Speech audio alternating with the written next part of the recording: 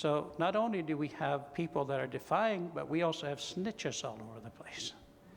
And so these are, like I say, unprecedented times. However, one day that's not going to be. I do want to begin a series of messages this evening on the biblical doctrine of prophecy. I mentioned to my wife that I would be doing this, and she said, "What do you mean by the biblical doctrine of prophecy?" Because I have never called it that before. It's just a reduced term for eschatology, is all it is. But eschatology is a big word, and it's a word that a lot of people do not know, have no idea what it is. And so if you, and by the way, I might just say to you that when I went to Bible college, I had to wait till the 4th year before they would let me take eschatology. I kind of figured if that's the last on the course, it must be the best. So I wanted to get in on that quickly, and they said, you can't take this to the 4th year. Well, it was good that I waited till the 4th year, because in the 4th year, the school had hired an independent Baptist preacher who was dispensational and premillennial and believed in the rapture. I already believed that, but I didn't have any background in it. And this man came in and he just taught. Dr. Raymond Dell is his name, and I appreciate it so much. Our class was at 7 o'clock in the morning, so it was not before breakfast, but it was soon after. And so we would just kind of crawl in there and take the eschatology course. I loved that then. I still love it now, and I've not lost my thirst and my interest in biblical prophecy. And so the biblical doctrine of prophecy is what we're going to be talking about. So I think you will find this a little bit different tonight. So it's not a repeat of anything that I've done before, although everything I say you've heard to some degree, either from me or from someone else. So it's not as if you're getting everything new. That's just not going to happen. But I've not taught this before. I'm developing this as we go, because I might put it into a booklet so people can have it as a little study guide. The dispensational biblical approach to prophecy is a rare thing today, and churches just are not offering it. So we want to do that. Now, the basis of prophecy is the study for tonight. So we have the basis on what facts and what is the background to this matter of biblical prophecy. And so I would like to turn to Revelation chapter 19 and verse number 10. I'm sure that all of you have read Revelation 19:10, but I'm wondering if you've ever stopped when you read it. And that's oftentimes the key to getting better understanding, is when you read something and then you stop, you study, you try to digest. And this is an amazing verse. John had seen so much as the book of Revelation has unfolded before his eyes. And he fell at the feet of the messenger. This was an angel that had brought the message to John. And he fell at his feet to worship him. And this angel said, thou do it not.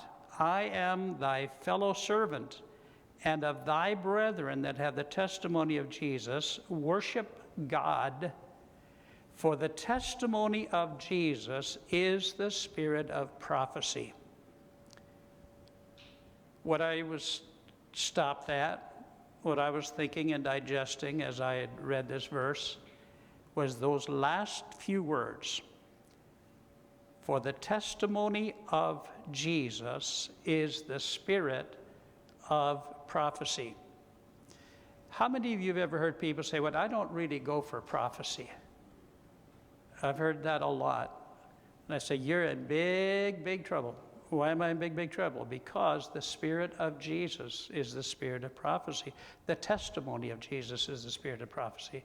So if I am not inclined towards appreciating the prophetic word, I may not be that inclined for anything about Jesus, because he is about prophecy. Prophecy is about Jesus. Historically, he was here 2,000 years ago. For us, if everything's prophetic in relationship to Christ. But we have this amazing verse. Prophecy is about parousia. Jesus Christ is coming again.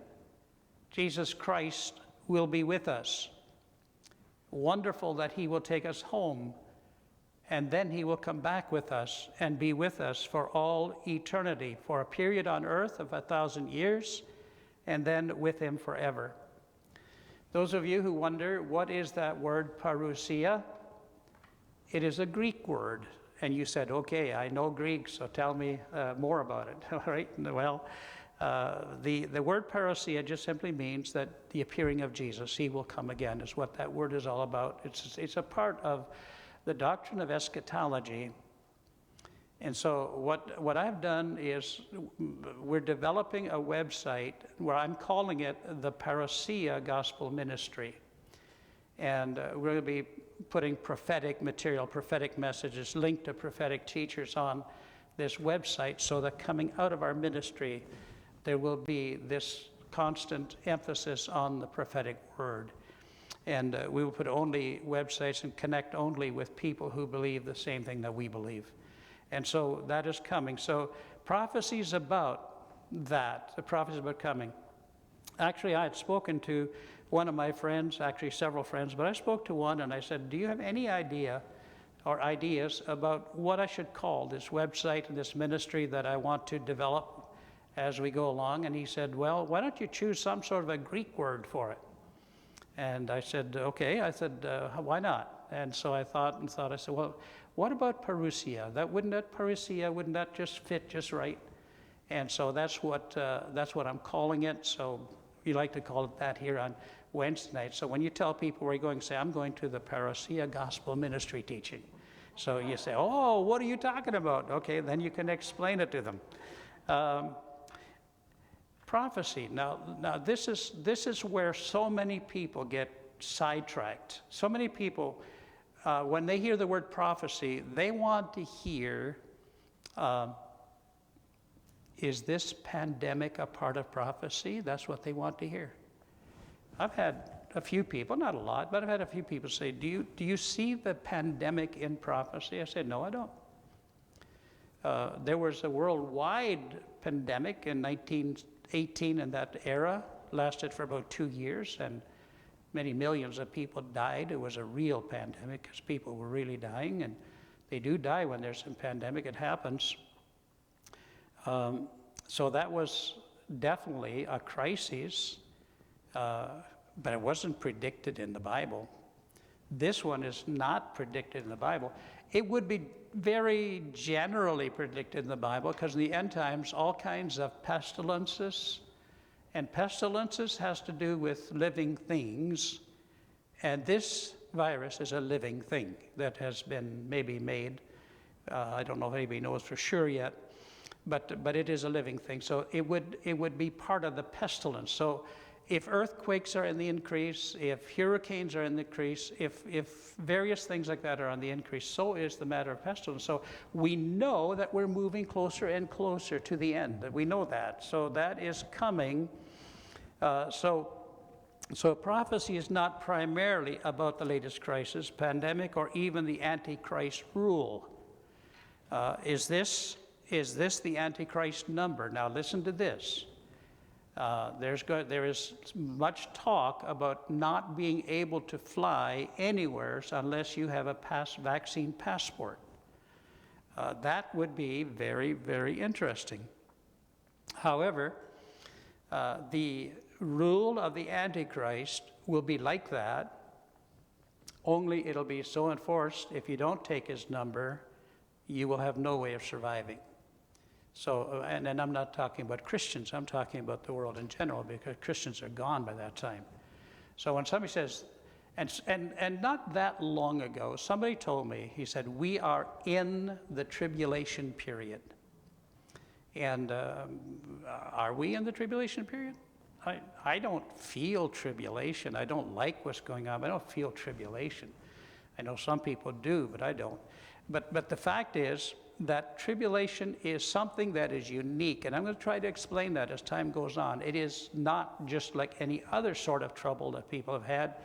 It is a very unique time, and the players in the tribulation will tell you why it is unique. That's not a subject for tonight. So prophecy is about Jesus Christ. That's what prophecy really is about. It is, so when someone says, preach to me the gospel, exactly what I'm doing.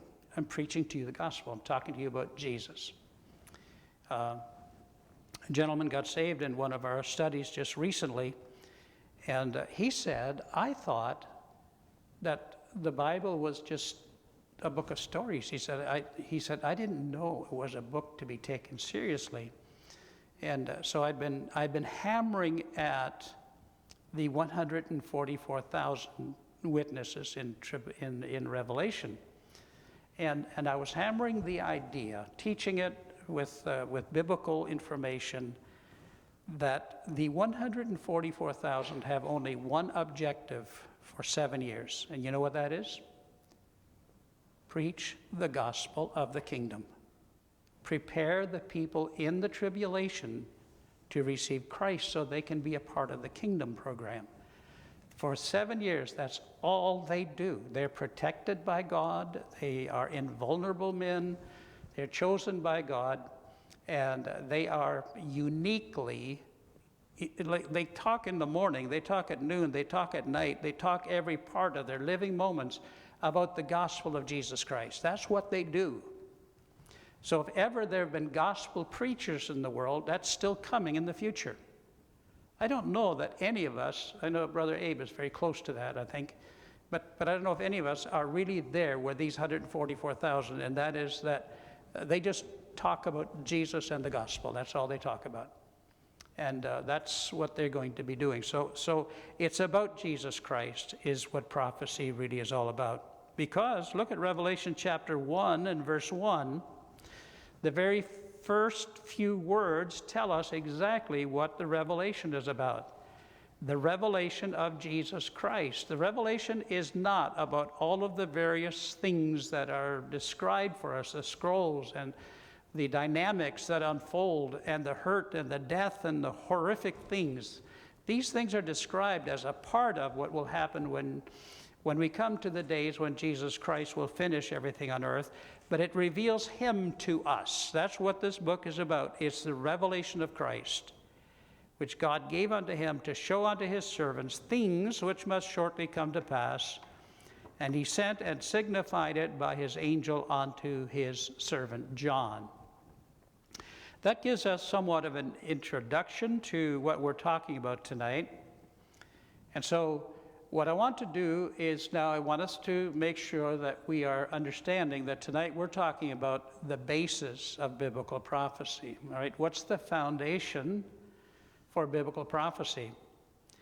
First thing that we need to keep in mind is that it requires a proper method of biblical interpretation. You've heard people say, well, you know, that's how you interpret it, and here's how I interpret it. Or I've heard somebody else interpret it this way. Well, I know that happens. There's no question about that. That's reality. That's where we live.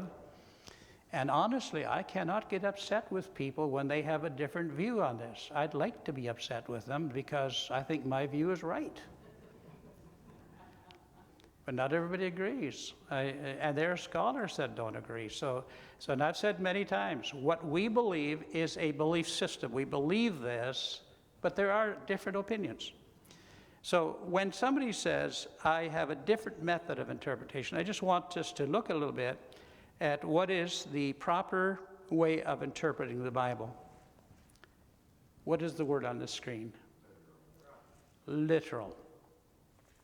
Well, you studied the 7 C's of creation, the program that Pastor Jason just taught here was very well done, and we thoroughly enjoyed listening to it. And we would, if Genesis chapters 1 through 11 are not literal, then what are they? What? There are people who say they're only figurative. There was no real Adam and Eve. There's no real flood and all that. That was all symbolic, all to show something about God, and they're not sure what it shows about God. I'm sure some of them know how to explain it, but it doesn't make any sense to me. When I look at it, I see 6 days where God made this part, and this part, and this part finished, and then he rested. I see that he made a man and he made a woman, and they were put together by the first marriage that ever took place. And then they had children, and then the world began to expand. What's difficult to understand about that being literal? It really doesn't require any interpretation at all. The first 6 days of creation, what interpretation is needed? You see, God made this on this day, God made this, and then God made this on this day. God made man and he made woman. What's the interpretation? He made a man and woman. Isn't that just simple? I mean, when the literal makes sense, don't look for any other sense. There are times in the Bible when literal does not make sense. And so if it doesn't make sense, then you look at what is that God is trying to communicate to us. Sometimes he used parables, sometimes he used figures, and so that has happened. But the Bible is not all of that. It has some of it in it. So literal is the first thing. And so I want us to realize that we must take the Bible literally wherever it makes sense to be literal. Secondly, it's the grammatical method of interpreting. So it's so important to look at the structure of the sentence that you're reading. So important to read the paragraph that is before you from a grammatical standpoint. So let's say you're in school and you're asked to write a paragraph.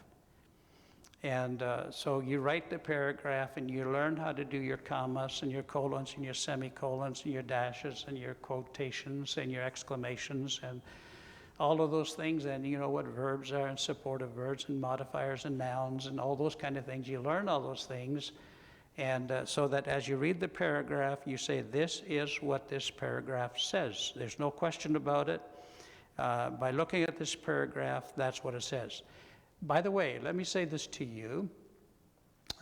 There are many people in this world who can read a chapter in the Bible and they can understand it, because they just look at the writing, skillful writing, and they look at it and they can understand it. They may not know what it means, and if they're not believers, they probably will not believe that paragraph, but as far as the meaning, they'll know what the subject is, they know what the main thought is, they'll know how, they'll know.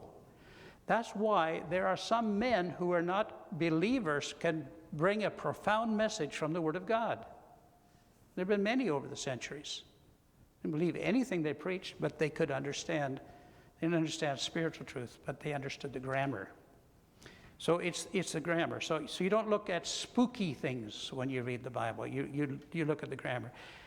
Then there's the historical methodology. It's the aspect of everything you read in the Bible. You look at it and say, okay, did this happen historically? Well, obviously, not everything in the Bible has happened historically.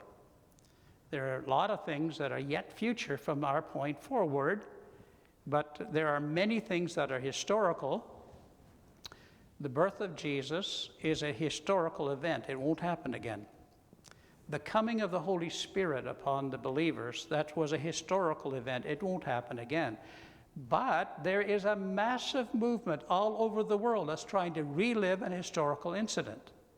One of the reasons that we don't believe in the Pentecostal charismatic movement is because they're trying to invent a historical event that was not, we're not told it was going to be repeated. We're not told it was going to continue to be that way. We are cessationists when it comes to those things. So there are many things that are historical, and they do not necessarily fit into 2021.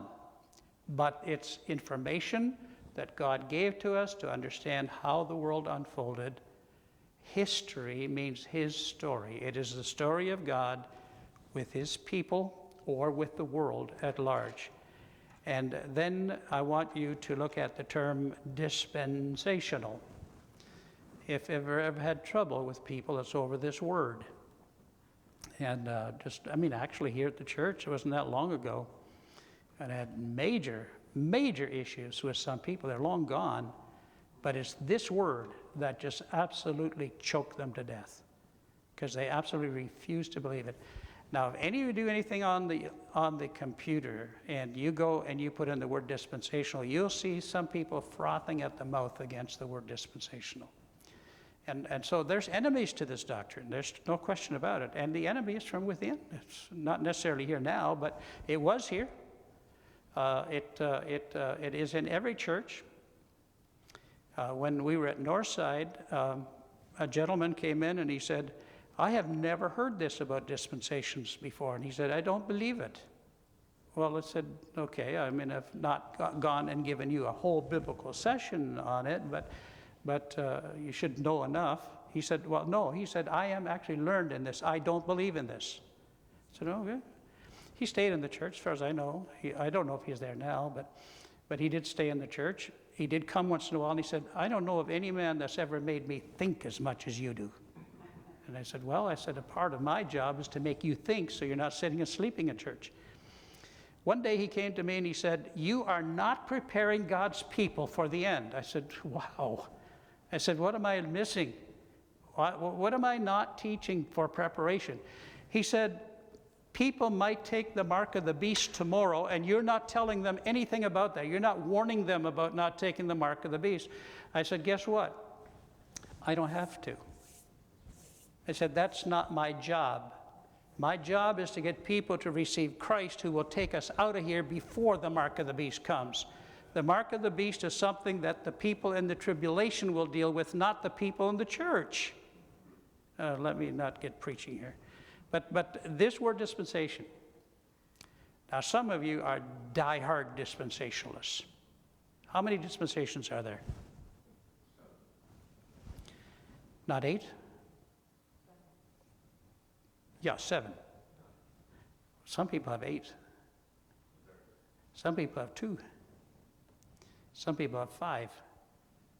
Oh, I'm not going to go into all that kind of stuff. That would just absolutely put you to sleep. So we're not going to be doing that. Not going to mess your mind that way. We see 7 dispensations. Now, in our study, we're going to obviously bring some of that, and so that you can see what the 7 dispensations are. My doctrine that I believe in, the theology that I have espoused since day one out of school, is a dispensational, premillennial doctrine. And that's what I have believed. I have just never ever doubted it, even for the split second. So if you do not have a dispensational view of the Scripture, it's an open door to a lot of stuff.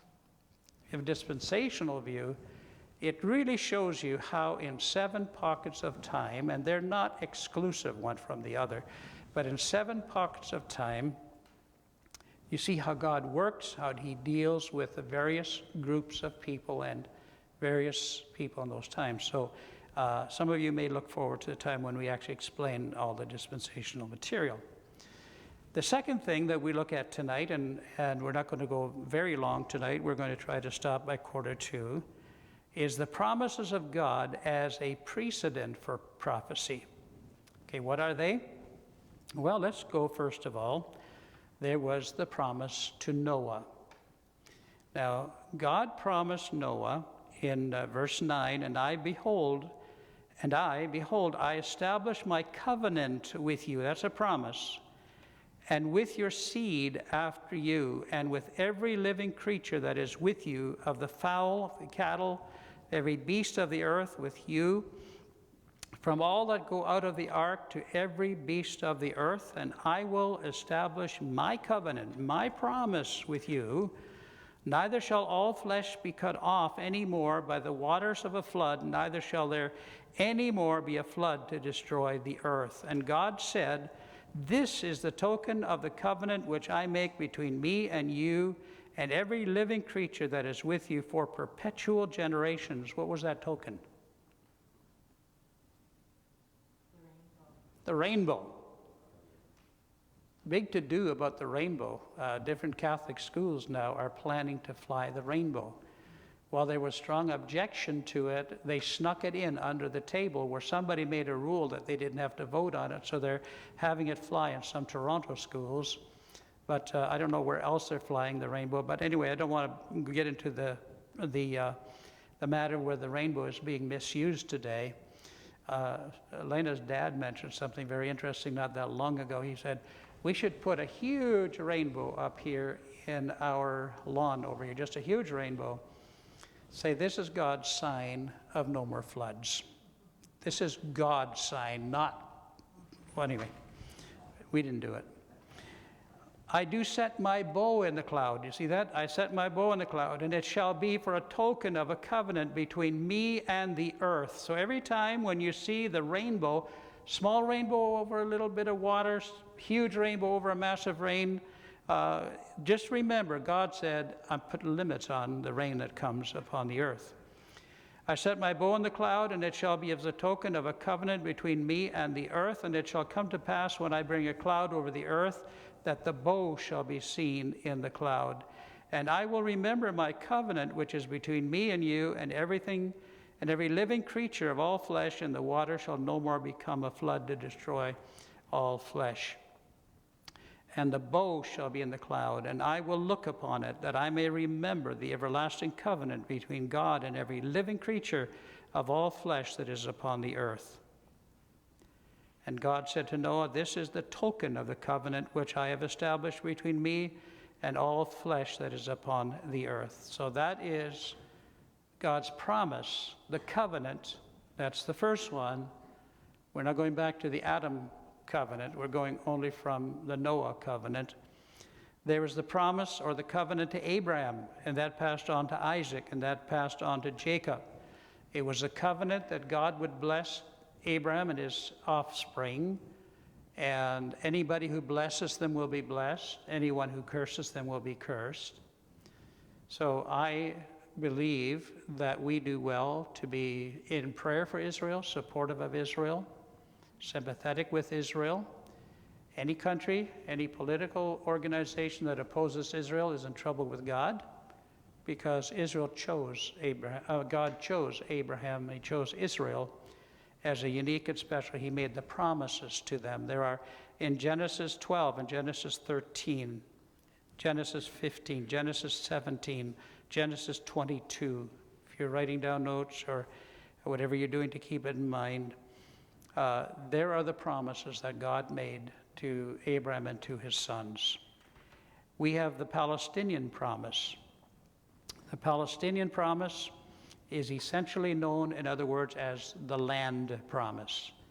But I want you to see the Palestinian promise in Deuteronomy chapter 30 and verse 1. And it shall come to pass when all these things are come upon thee, the blessing and the curse, which I have set before thee, and thou shalt call them to mind among all the nations whither the Lord thy God hath driven thee, and shalt return unto the Lord thy God, and shalt obey his voice according to all that I command thee this day, thou and thy children with all thine heart and with all thy soul, that then the Lord thy God will turn thy captivity and have compassion upon thee, and will return and gather thee from all the nations whither the Lord thy God hath scattered thee. And if any of thine be driven out unto the utmost parts of heaven, from thence will the Lord thy God gather thee, and from thence will he fetch thee. And the Lord thy God will bring thee into the land which thy fathers possessed, and thou shalt possess it, and he will do thee good, and multiply thee above thy fathers. And the Lord thy God will circumcise thine heart and the heart of thy seed to love the Lord thy God with all thine heart and with all thy soul, that thou mayest live. And the Lord thy God will put all these curses upon thine enemies and on them that hate thee, which persecuted thee. And thou shalt return and obey the voice of the Lord, and do all his commandments which I command thee this day. And the Lord thy God will make thee plenteous in every work of thine hand, in the fruit of thy body, and in the fruit of thy cattle, and in the fruit of thy land for good. For the Lord will again rejoice over thee for good, as he rejoiced over thy fathers, if thou shalt hearken unto the voice of the Lord thy God, to keep his commandments and his statutes, which are written in this book of the law, and if thou turn unto the Lord thy God with all thine heart and with all thy soul. That's, God says, the land is yours. You're going to be scattered every once in a while, but the land is yours. 1948, when they came back together, it was a big kerfuffle about that, and even now, many people in that area say, you have no rights to this land. We will make you extinct. We will push you into the waters. We'll get rid of you. But God said, I will put you into that land. That land belongs to Israel as a gift from God. There's nobody in the world that can say that. Russia can't say it. China can't say it. Canada can't say it. USA can't say it. None other country, no other continent, no other living place in the world can say this is a gift from God to a particular people. Only Israel. Makes it unique. It is so important, but it is unique because no one else has that wonderful gift that came out of the heavens to give to a people, a land, and a promise to go with it. I have a very big problem with replacement theology. I have a very big problem with cessationism for Israel, because so much of the Bible, and we'll see it in our prophetic teaching, what God says about Israel and its future. So we have that here in the land promise. There's the promise to Moses. The promise we see from Genesis all the way through to Deuteronomy. We see the 10 Commandments. These are very specific. And then we have the 613 laws to govern Israel's social and ceremonial life.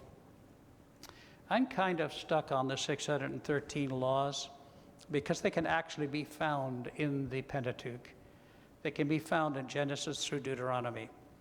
And it's just this verse, that verse, this verse, and that verse. That's all it is. And it's not something that was just invented by Jewish minds. It was something that God gave. They picked it out of the Torah. And so you've got all of these 600 plus.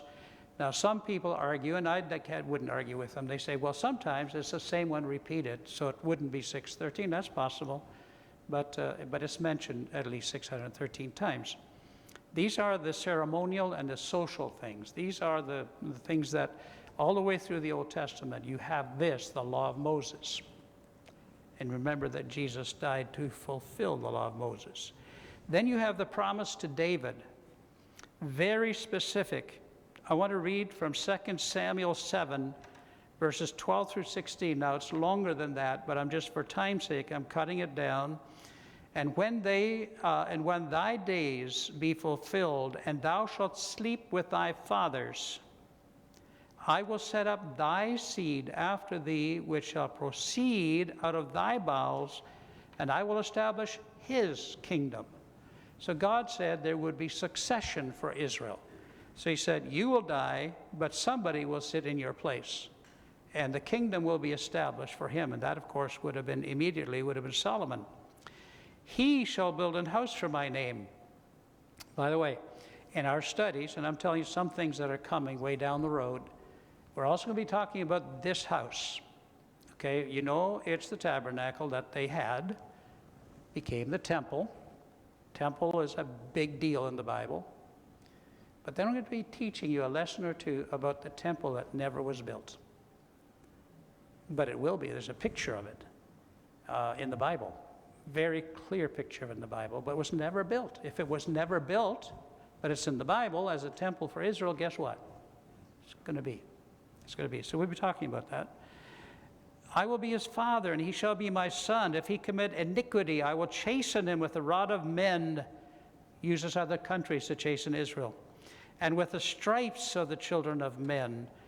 But my mercy shall not depart away from him, as I took it from Saul, whom I put away from before thee. And thine house and thy kingdom shall be established for how long?